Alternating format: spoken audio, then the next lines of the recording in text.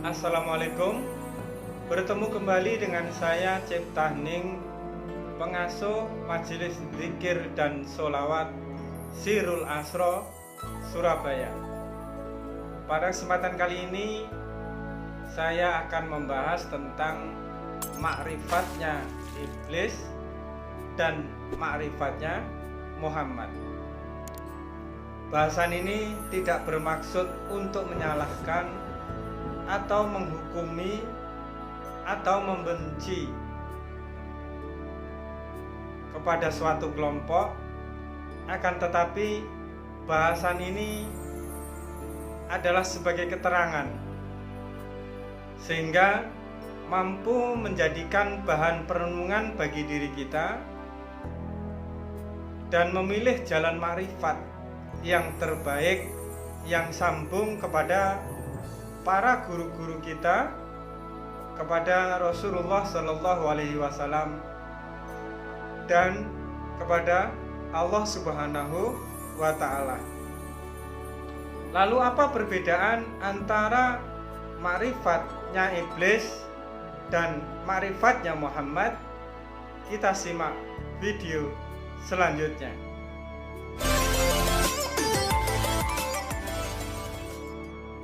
Awal pertama kali saya belajar tentang ilmu makrifat kepada Syekh Nur Alamsyah Utsman bin Harun Utsman. Pada tahap awal, beliau mengajarkan tentang apa itu makrifatnya iblis dan apa itu makrifatnya Muhammad.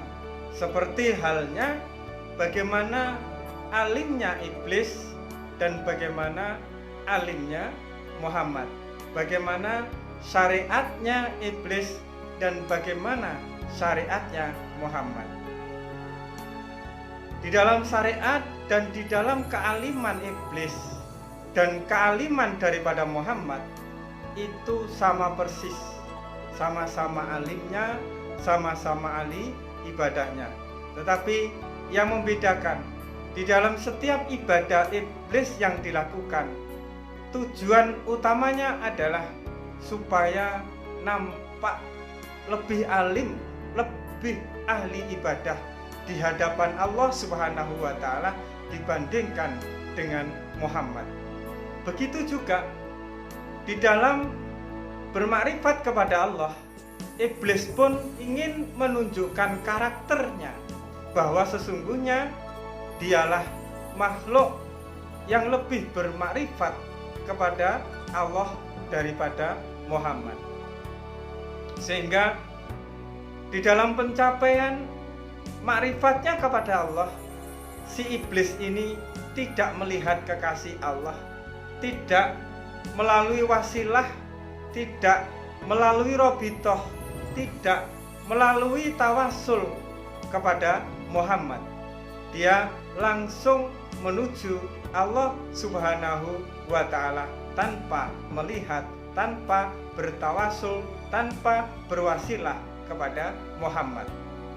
Sayangnya makrifat iblis ini sering sekali hawanya, keadaannya, atau energinya itu hidup di dalam diri seseorang yang ingin mencapai, mendalami ilmu makrifat.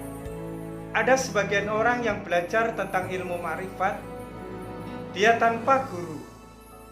Dan lebih fatalnya lagi, di dalam dia mempelajari ilmu makrifat itu tanpa berwasilah kepada Rasulullah, tanpa berwasilah kepada guru-guru atau kepada para mursyid, yang notabene para mursyid itu adalah kekasih daripada Allah. Apabila para mursyid itu kekasih daripada Allah, maka para mursyid itu adalah wakil daripada Rasulullah Shallallahu Alaihi Wasallam yang membawa perjalanan seorang salik, baik itu perjalanan di dalam menata hatinya, baik itu di dalam perjalanan untuk menyempurnakan rohaninya, supaya sambung kepada Rasulullah dan sambung kepada Allah Subhanahu wa Ta'ala. Seseorang yang belajar tentang ilmu ma'rifat hanya mengambil dari kitab-kitab, hanya belajar dari media sosial, lalu di dalam media sosial tersebut dia menemukan fatwa, dia menemukan pendapat-pendapat tentang perjalanan untuk bermarifat kepada Allah, itu bisa langsung kepada Allah tanpa guru, dan dia mengamalkan ilmu, wirid-wirid, serta zikir-zikir dan aurat-aurat yang ada di dalam media sosial tersebut, yang bersumber dari seseorang yang mengajarkan kepada Allah tanpa guru dan tanpa berwasilah kepada Rasulullah Shallallahu Alaihi Wasallam. Banyak orang yang merasa dirinya sudah sampai kepada Allah karena dia sudah melihat segala sesuatu itu adalah Allah, namun tanpa melakukan perjalanan riyadhah, tanpa melakukan perjalanan robitoh, tanpa suluk, tanpa kholwat yang dibimbing oleh seorang guru. Namun dia sudah meyakini dia telah sampai dan bermakrifat kepada Allah, dan dia merasakan dan menyaksikan, mengakui bahwa segala yang dia saksikan dan penyaksiannya telah sampai kepada penyaksian hanya Allah yang ada di dalam segala sesuatu. Terlintas, hal ini adalah sangat baik. Hal ini adalah pencapaian yang luar biasa.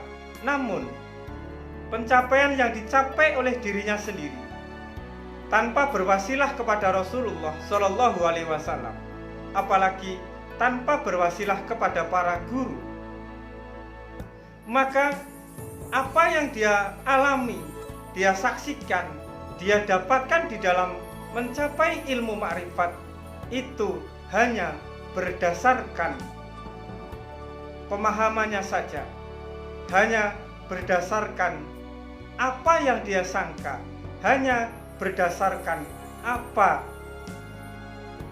yang ada di dalam khayalinya, namun bukan sesungguhnya Allah yang ada di dalam batin para mursyid, para guru-guru yang sambung kepada Rasulullah dan sambung kepada Allah Subhanahu wa Ta'ala.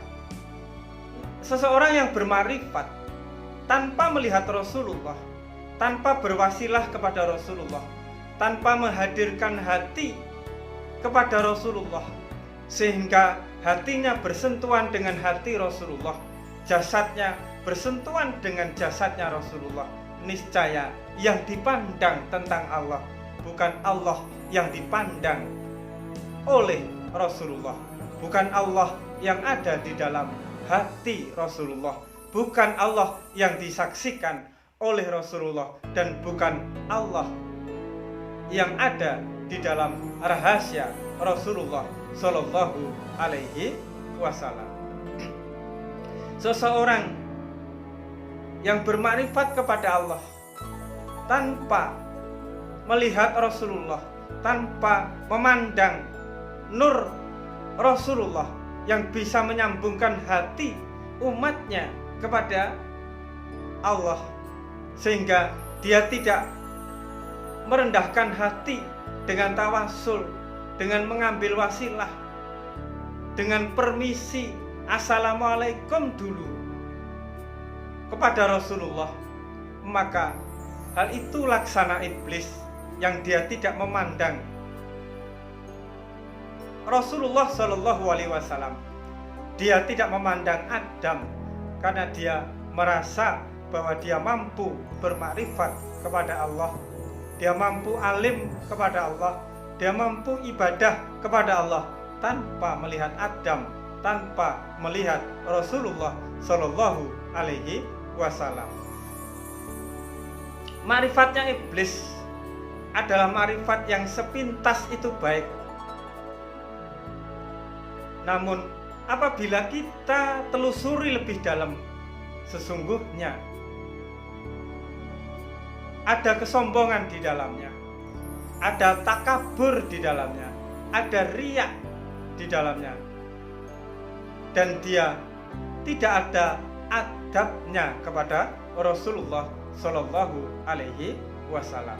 Jadi apabila seseorang itu merasa dia bisa bermakrifat tanpa wasilah, tanpa guru, dia bisa langsung kepada Allah tanpa robitoh, tanpa riadoh, tanpa tawajuh dan talqin serta baiat di hadapan guru, niscaya apa yang dia temukan seperti halnya anak kecil yang dia pun juga mampu merasakan dan melihat, menyaksikan Allah, namun anak kecil tersebut tidak melakukan riadoh, tidak melakukan baiat. Siapapun bisa mengakui dan siapapun bisa membuat pengakuan tentang Allah, tentang pencapaian makrifat tanpa guru, karena Allah begitu nyata di dalam segala sesuatu. Tetapi pengenalan, penyaksian yang dimaksud adalah penyaksian yang menyeluruh, yaitu diri kita sebagai umat Rasulullah menyambungkan diri dengan penyaksian Rasulullah kepada Allah, dengan pengenalan Rasulullah kepada Allah. Dan mereka pun berpendapat kalau Allah berkuasa, kalau Allah menghendaki seseorang itu bermakrifat kepada Allah, tentunya tidak melalui seorang guru dan tidak melalui tawasul, wasilah kepada Rasulullah. Memang hal itu ada, tetapi mereka adalah langka jumlahnya. Mereka adalah orang-orang yang dipilih, yang disebut dengan majdub, orang-orang yang dipilih oleh Allah karena kerasnya keadaan, karena sulitnya, karena bala yang dia terima, musibah yang dia terima terus menerus, sehingga Allah mengangkat jiwanya, rohaninya untuk bermakrifat kepada Allah.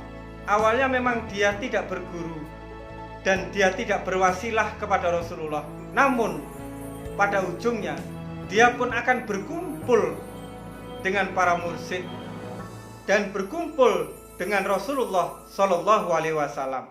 Pada akhirnya dia pun akan bertawajuh, dia pun akan terbaiat oleh guru-guru, oleh para mursyid dan oleh Rasulullah Shallallahu Alaihi Wasallam. Dia tidak menjadi seorang salik sehingga dia tidak bertawajuh, dia tidak terbaiat, dan dia tidak berwasilah kepada Rasulullah, karena hal itu berangkat dari ketidaktahuan dia. Tahu-tahu dia diangkat derajatnya sehingga bermakrifat kepada Allah. Sedang perjalanan kita ini salik atau majdub, seharusnya diri kita mengambil jalan salik, jalan yang bertawajuh ke hadapan guru dan tidak terlepas berrobitoh, bertawasul, berwasilah kepada junjungan kita Nabi besar Muhammad Sallallahu Alaihi Wasallam. Itulah salah satu ciri-ciri daripada makrifatnya iblis, makrifat yang tidak mengakui tentang tawajuh, tentang robitoh, tentang baiat, tentang keberkahan guru-guru, tentang syafaat Rasulullah, tentang wasilah kepada Rasulullah Shallallahu Alaihi Wasallam, karena dia merasa bisa langsung kepada Allah tanpa robito, tanpa tawasul, dan tanpa wasilah. Sebagaimana sifat daripada iblis itu sendiri yang tidak mengorangkan, tidak menghargai, tidak menghormati Muhammad Rasulullah sebagai kekasih daripada Allah Subhanahu wa Ta'ala. Kita sebagai manusia seharusnya kita memilih jalan makrifatnya Muhammad. Kita sebagai umat daripada Sayyidina Rasulullah Sallallahu Alaihi Wasallam seharusnya memilih jalan ma'rifat Muhammad. Ma'rifat Muhammad adalah ma'rifat yang kita merendahkan hati kita kepada para kekasihnya Allah, merendahkan hati kita, memohon keberkahan, memohon uluran tangan, memohon keridhaan beliau, agar diri kita dan hati kita ini terbawa ke dalam hati beliau untuk hadir di hadapan Rasulullah Shallallahu Alaihi Wasallam. Para guru kita yang lebih dahulu hadir hatinya di hadapan Rasulullah dan hadir hatinya di hadapan Allah. Dengan keridhaan guru, dengan jalan kita berguru, di dalam melakukan ibadah yang kita lakukan, riyadhah yang kita lakukan, tidak lupa dengan membaca Al-Fatihah, dengan membaca sholawat, agar kita sambung, hati kita sambung kepada guru-guru kita dan sambung kepada Rasulullah, sehingga pandangan hati kita, kehadiran hati kita kepada Allah itu benar-benar hadir. Ibaratnya kita harus mengetuk hatinya guru kita.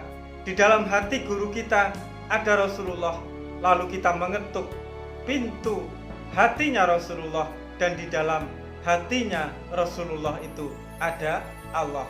Kita mengetuk bersama-sama, duduk bersama-sama satu majelis dengan guru-guru, dengan Rasulullah, sehingga memandang keindahan wajah daripada Allah Subhanahu wa Ta'ala, keindahan wajah yang persis yang dipandang, yang disaksikan oleh Rasulullah, oleh para guru-guru kita.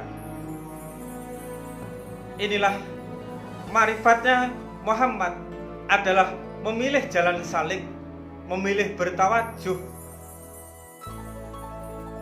memilih bertalqin dan berbaiat kepada seorang guru yang hati guru tersebut tersambung dengan Rasulullah, dan Rasulullah itu jelas tersambung dengan Allah Subhanahu wa Ta'ala, sehingga di dalam ma'rifat kita kepada Allah selalu disertai kerendahan hati kita, adab kita kepada guru-guru dan kepada Rasulullah Shallallahu Alaihi Wasallam.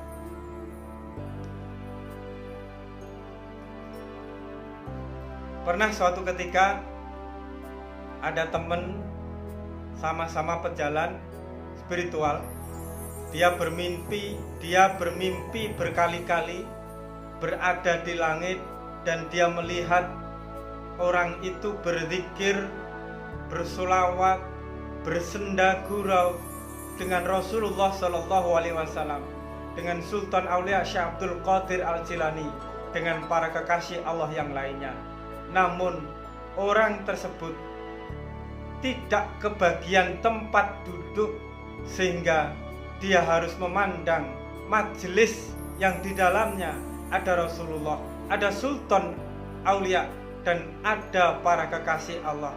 Dari kejauhan hatinya rindu untuk mendekat, namun tidak ada tempat duduk baginya. Lalu dia bertanya kepada saya tentang arti mimpinya. Saya tanya-tanya, saya korek-korek tentang perjalanan rohaninya. Ternyata dia bermakrifat kepada Allah untuk mencapai pengenalan dirinya tanpa seorang guru, tanpa berwasilah kepada Rasulullah Shallallahu Alaihi Wasallam, dan pada akhirnya dia pun tidak melakukan sholat secara syariat seperti halnya yang dijalankan oleh junjungan kita Nabi besar Muhammad Shallallahu Alaihi Wasallam beserta para kekasih Allah. Ternyata itu sebabnya. Akhirnya saya nasihati untuk memperbaiki syariatnya, untuk bertawasul kepada Rasulullah, untuk sering-sering bertawasul kepada kekasihnya Allah. Dan suatu ketika dia bermimpi lagi, seakan-akan dia berada di langit, dan menyaksikan Rasulullah berzikir, bersenda gurau, bersolawat dengan Sultan Aulia Syekh Abdul Qadir Al-Jilani, dan dia disambut oleh Rasulullah, oleh Sultan Aulia Syekh Abdul Qadir Al-Jilani untuk duduk satu majelis dengan beliau. Subhanallah. Inilah pelajaran yang mampu kita pahami supaya kita berbenah bahwa sebaik-baiknya makrifat adalah dengan makrifat Muhammad. Makrifat Muhammad inilah yang dijalani, yang diikuti, dan yang disebut dengan makrifat Ahlus Sunnah wal Jamaah. Cukup sekian, semoga manfaat. Wassalamualaikum warahmatullahi wabarakatuh.